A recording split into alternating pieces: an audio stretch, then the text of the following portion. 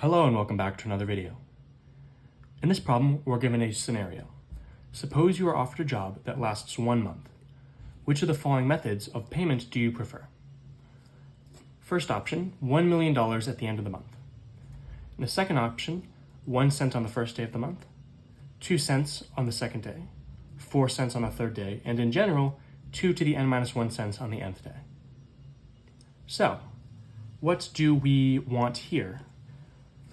$1 million or whatever this is. Well, it's very clear the option here is $1 million greater than whatever this is. So what we can do here is we can add up all of these days together, find however many cents that is, which is however many dollars, which can be compared to 1 million. Or we could do something.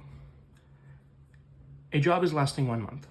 The shortest a month can last is 28 days, right? That is February, not in a leap year.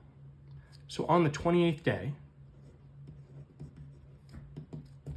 we will receive 2 to the 28 minus 1 cents, right? This is only on the last day.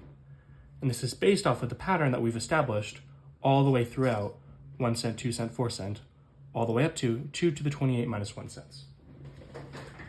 What does that actually look like?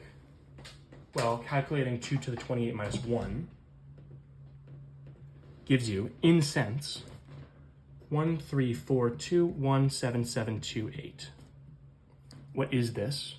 Well, if we turn this into dollars, then it's 28 cents, and, adding in commas, $1,342,177. This is greater than 1 million. So we don't even have to do the summation of all of these days together.